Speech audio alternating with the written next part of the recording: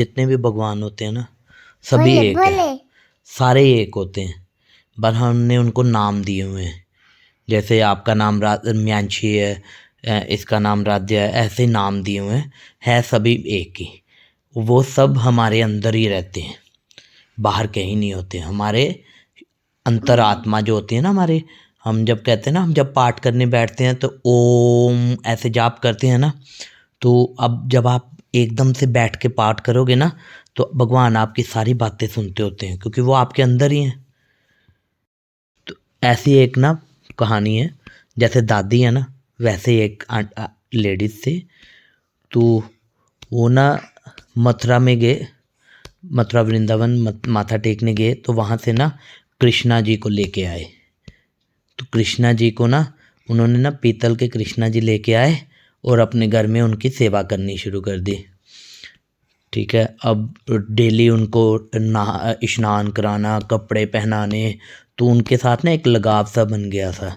जैसे हमारा आप बच्चों के साथ है ना, तो वैसे ही उनका कृष्णा जी के साथ बन गया। तो कृष्णा जी को जैसे अपना बेटा होता है ना, वैसे ही उनकी सेवा करते, उनकी पूजा करते, पूरा दिन उनका ध्यान रखते। तो अब क्या, धीरे धीरे उनकी एज बढ़नी शुरू होगी और ज़्यादा एज के हो गए, बुज़ुर्ग हो गए।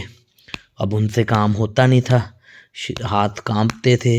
तो अब एक दिन क्या हुआ, उनकी तबीयत ठीक नहीं थी। तो उन्होंने ना अपनी बहू को बोला कि बेटा तू ना आज कृष्णा जी को नहाई नहाई करा दे।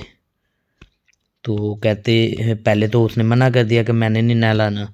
तो बार बार बोले कि मेरे से नहीं हो पाएगा बेटा, आज तू कर दे। तो वो ना काम कर कर के थकी हुई थी, तो कहती करा देती हूँ मैं। तो उसने क्या किया, पानी लाई और कृष्णा जी को ना एकदम से पकड़ा, उसके हाथ से ना कृष्णा जी स्लिप हो गए, नीचे गिर गए। तो उसने बाद में फिर से उठा के ना टेबल के ऊपर रख दिया। अब माता जी ने जब देखा कि कृष्णा जी गिर गए, तो रोने लग पड़े, मेरे कृष्णा को चोट लगी, मेरे कृष्णा को चोट लगी। तो वो बोले, उसकी बहू बोली कि माता ऐसी कोई बात नहीं है, पीतल के कृष्ण हैं, उनको क्या चोट लगनी है। कहती नहीं, ये मेरे कान्हा है, मेरा बेटा है ये, इसको चोट लगी है, इसको पट्टी करानी पड़ेगी, इसको डॉक्टर के पास दिखाना पड़ेगा। वो बस ऐसे ही बोलते रहे, पूरा दिन ऐसे ही बोलते रहे। वो लेडीज़ थे ना, उन्होंने खाना भी नहीं खाया, जो बुजुर्ग थे। तो उसका बेटा आया, बेटा को भी बोला कि बेटा देख, मेरे कान्हा को ना बड़ी चोट लगी है, इसको किसी डॉक्टर के पास ले जाओ। तो आस पड़ोस के सभी लोग आके इकट्ठे हो गए। उन्होंने देखा पता नहीं क्या बात हो गई है, क्यों सुबह से ये रो रहे हैं। तो उन्होंने पूछा, तो उन्होंने बताया कि ऐसे ऐसे ना मेरा कान्हा गिर गया था, उसको चोट लग गई है। तो सब कहते कि ऐसा कुछ नहीं होता। लेकिन वो लेडीज़ अब एज पर्सन थी, वो वैसे भी वो उनको बेटा मानती थी, उनसे लगाव था ना उनका। तो मानी नहीं, कहते नहीं आप किसी डॉक्टर को बुलाओ। डॉक्टर को बुलाया, फिर सबने कहा कि डॉक्टर को बुला लो, एक बार इनका मन का जो शक है वो निकाल दो, ताकि वो ठीक हो जाएं। तो डॉक्टर को बुलाया गया। तो वो डॉक्टर ने जो स्टेथोस्कोप था ना, माता जी के सामने उनको लगाया, मूर्ति को।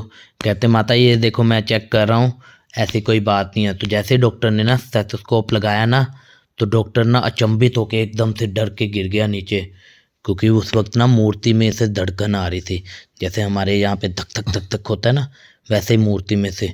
तो वो देख के हैरान हो गया कि एक पीतल की मूर्ति में धड़कन कैसे हो सकती है।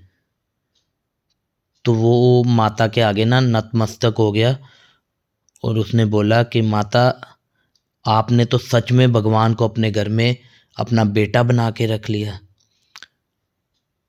तो उन्होंने फिर माता के सामने ना उनके भगवान के यहाँ पट्टी लगाई। जैसे जैसे माता ने बोला कि बाजू पे चोट लगी थी, तो बाजू पे पट्टी कर दी। और फिर माता ने जब देखा पट्टी हो गई है, अब मेरा लाल बिल्कुल ठीक हो जाएगा, तो माता भी ठीक हो गई।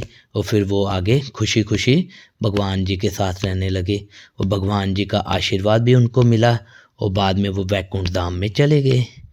देख लो, क्या होता है कि जब आप भगवान की पूजा करते हो ना, तो भगवान स्वयं आपके पास आते हैं आपकी मदद करने के लिए।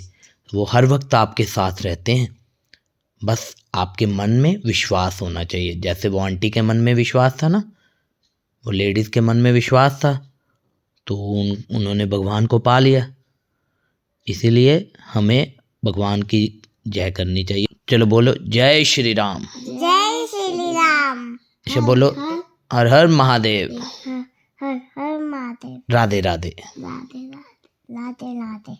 Good night. Good night. जय श्री राम। जय श्री राम।